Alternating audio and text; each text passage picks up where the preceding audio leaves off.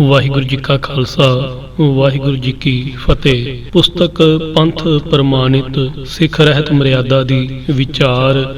ਲੇਖਕ ਹਰਜਿੰਦਰ ਸਿੰਘ ਸਭਰਾ। ਵਿਸ਼ਾ ਹੁਕਮ ਲੈਣਾ। ਆਵਾਜ਼ ਸੰਦੀਪ ਸਿੰਘ ਖਾਲੜਾ। ਊੜਾ ਸ੍ਰੀ ਗੁਰੂ ਗ੍ਰੰਥ ਸਾਹਿਬ ਜੀ ਅੱਗੇ ਮੱਥਾ ਟੇਕਣਾ, ਗੁਰੂ ਰੂਪ ਸੰਗਤ ਦੇ ਅਦਬ ਨਾਲ ਦਰਸ਼ਨ ਕਰਨੇ ਤੇ ਆਵਾਜ਼ਾਂ ਲੈਣਾ ਜਾਂ ਸੁਣਨਾ ਸਤਿਗੁਰੂ ਦੇ ਦਰਸ਼ਨ ਹਨ। ਵਾਕ ਲੈਣ ਤੋਂ ਬਿਨਾਂ ਸ੍ਰੀ ਗੁਰੂ ਗ੍ਰੰਥ ਸਾਹਿਬ ਜੀ ਦਾ ਰੁਮਾਲ ਚੁੱਕ ਕੇ ਦਰਸ਼ਨ ਕਰਨਾ ਜਾਂ ਕਰਵਾਉਣਾ ਮਨਮਤ ਹੈ। ਪੰਨਾ 15। ਵਿਚਾਰ ਹੁਕਮ ਲੈਣਾ ਦੇ ਸਰਲੇਖ ਹੇਠ ਉਪਰੋਕਤ ਮੱਧ ਵਿੱਚ ਗੁਰੂ ਦੇ ਦਰਸ਼ਨ ਕਰਨ ਦੇ ਭਾਵ ਦੀ ਵਿਆਖਿਆ ਕੀਤੀ ਗਈ ਹੈ।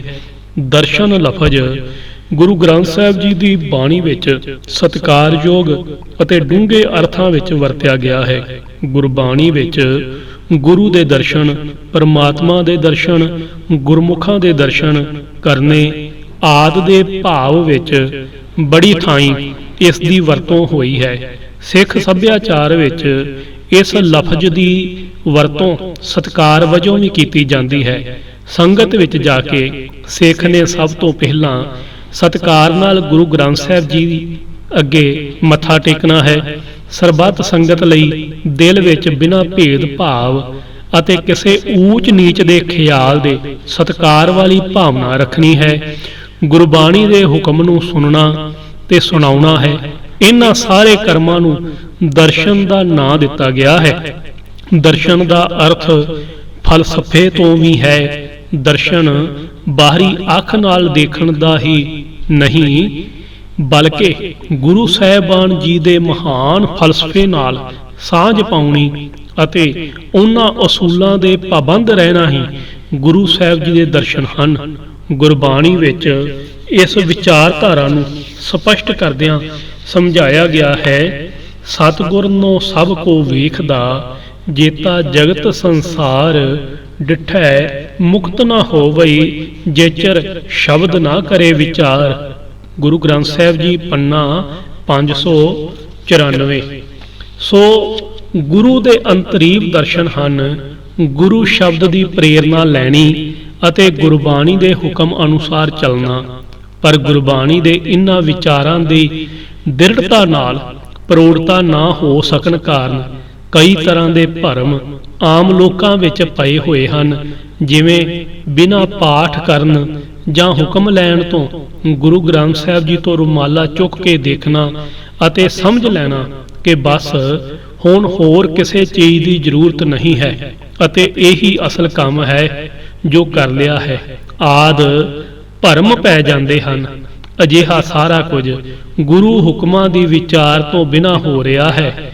ਗੁਰਬਾਣੀ ਵਿੱਚ ਪ੍ਰਭੂ ਨੂੰ ਨਿਰਾਕਾਰ ਅਤੇ ਅਦੇਖ ਕਿਹਾ ਗਿਆ ਹੈ ਅਤੇ ਨਾਲ ਹੀ ਦਰਸ਼ਨ ਲਫ਼ਜ਼ ਦੀ ਵਰਤੋਂ ਕਰਕੇ ਬੇਨਤੀ ਵੀ ਕੀਤੀ ਗਈ ਹੈ ਕਿ ਹਰ ਦਰਸ਼ਨ ਕੋ ਮੇਰਾ ਮਨ ਬਹੁ ਤਪਤਾ ਹੈ, ਜਿਉ ਤ੍ਰਿਖਾਵੰਤ ਬਿਨ ਨੀਰ। ਪੰਨਾ 861।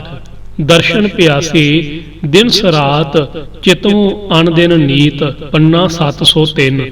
ਸੋ ਜੋ ਅਦੇਖ ਨਿਰਾਕਾਰ ਅਤੇ ਅਦ੍ਰਿਸ਼ਟ ਹੈ ਉਸ ਦੇ ਦਰਸ਼ਨ ਕਿਵੇਂ ਹੋ ਸਕਦੇ ਹਨ?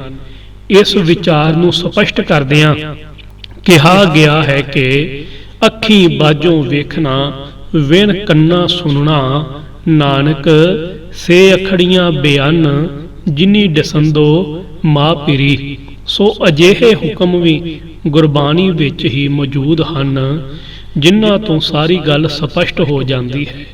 ਸੋ ਦਰਸ਼ਨ ਦਾ ਭਾਵ ਕੇਵਲ ਬਾਹਰੀ ਅੱਖ ਨਾਲ ਵੇਖਣ ਤੋਂ ਹੀ ਨਹੀਂ ਹੈ। ਦਰਸ਼ਨ ਦਾ ਭਾਵ ਵਿਚਾਰ ਧਾਰਕ ਸਾਂਝ ਤੋਂ ਹੈ। ਅਸੀਂ ਕਿਸੇ ਵਸਤੂ ਨੂੰ ਕੇਵਲ ਇਹਨਾਂ ਸਥੂਲ ਅੱਖਾਂ ਨਾਲ ਵੇਖ ਕੇ ਹੀ ਤ੍ਰਿਪਤ ਨਹੀਂ ਹੁੰਦੇ ਜਦ ਤੱਕ ਅਸੀਂ ਕਿਸੇ ਚੀਜ਼ ਨਾਲ ਭਾਵੁਕ ਅਤੇ ਮਾਨਸਿਕ ਸਾਂਝ ਨਹੀਂ ਪਾਉਂਦੇ।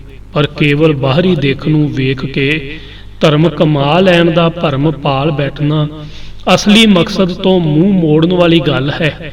ਗੁਰੂ ਨਾਨਕ ਸਾਹਿਬ ਜੀ ਨੂੰ ਬੇਹਿਸਾਬ ਲੋਕਾਂ ਨੇ ਵੇਖਿਆ ਅਤੇ ਸੁਣਿਆ ਸੀ, ਪਰ ਕਈ ਅਜਿਹੇ ਵੀ ਸਨ ਜੋ ਦੇਖ ਅਤੇ ਸੁਣ ਕੇ ਵੀ ਅਸਲੀਅਤ ਤੋਂ ਅਣਜਾਣ ਰਹੇ। ਗੁਰੂ ਜੀ ਦਾ ਵਿਰੋਧ ਕਰਨ ਵਾਲੇ ਕਈ ਪੰਡਿਤ, ਕਾਜੀ, ਜੋਗੀ ਆਦਿ ਵੀ ਸਨ।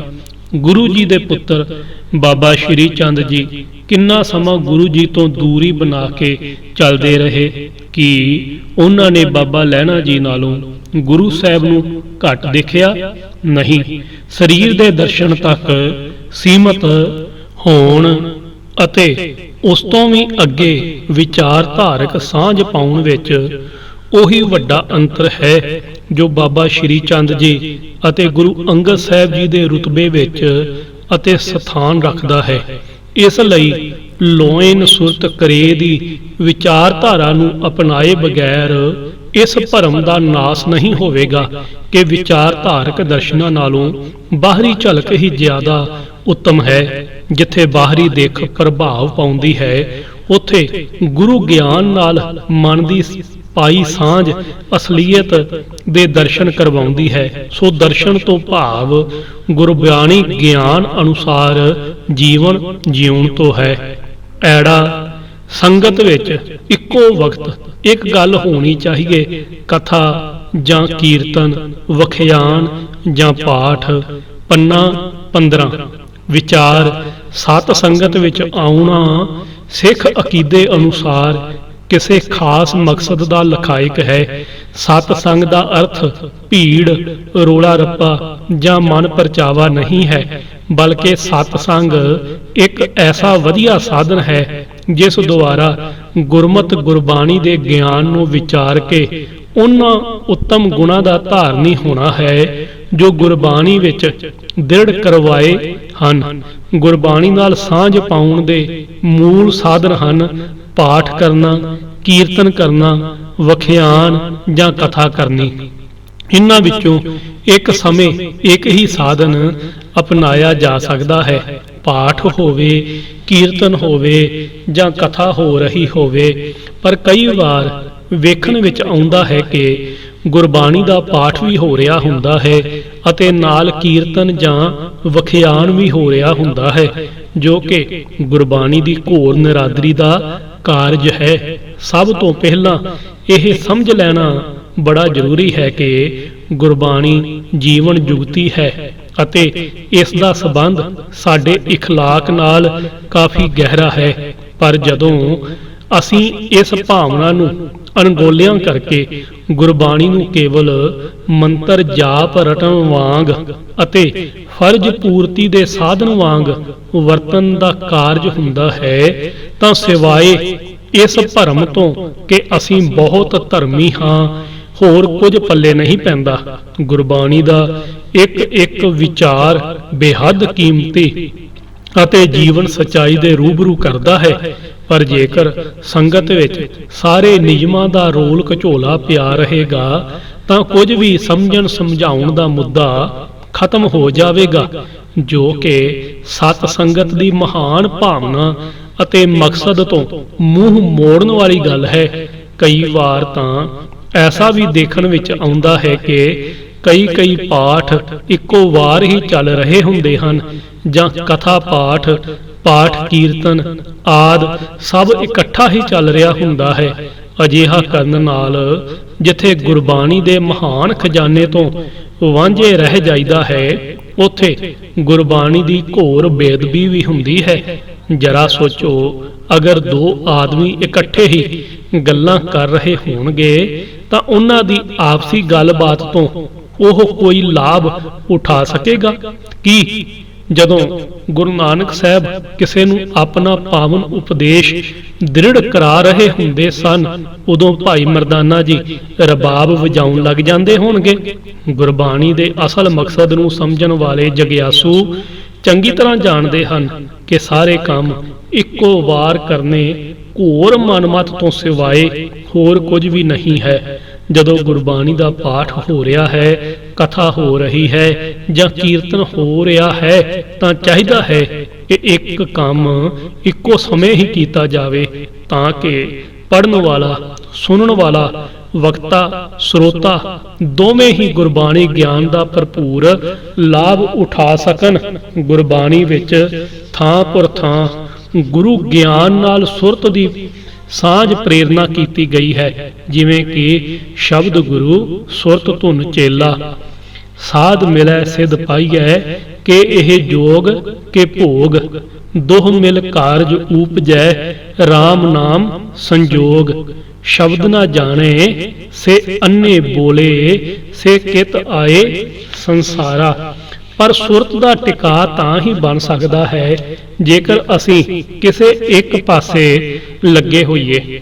ਕਿੰਨੇ ਸਾਰੇ ਕੰਮ ਇਕੱਠੇ ਕਰੀ ਜਾਣਾ ਸੁਰਤੀ ਦੇ ਖਿੰਡਾਅ ਦਾ ਕਾਰਨ ਹੀ ਬਣ ਸਕਦਾ ਹੈ, ਨਾ ਕਿ ਸੁਰਤ ਦੇ ਟਿਕਾ ਦਾ। ਜਿੰਨਾ ਚਿਰ ਮਨ ਸਥਿਰ ਨਹੀਂ, ਇਕਾਗਰਤਾ ਨਹੀਂ, ਸਤ ਸੰਗਤ ਵਿੱਚ ਬੈਠ ਕੇ ਗੁਰਬਾਣੀ ਗਿਆਨ ਦੀ ਪ੍ਰਾਪਤੀ ਦੇ ਪ੍ਰਭਾਵ ਨੂੰ ਗ੍ਰਹਿਣ ਨਹੀਂ ਕੀਤਾ ਜਾ ਸਕਦਾ। ਇਸ ਲਈ ਗੁਰਬਾਣੀ ਨੂੰ ਬੜੇ ਪਿਆਰ ਨਾਲ ਪੜ੍ਹਨਾ, ਸੁਣਨਾ, ਪਾਠ ਕੀਰਤਨ ਅਤੇ ਕਥਾ ਵਖਿਆਨ ਦੁਆਰਾ ਇੱਕੋ ਸਮੇਂ ਇੱਕੋ ਕਾਰਜ ਕਰਨ ਨਾਲ ਗੁਰਬਾਣੀ ਦੇ ਅਸਲ ਮਕਸਦ ਵੱਲ ਸਾਡਾ ਧਿਆਨ ਜ਼ਰੂਰ ਪਰਤੇਗਾ।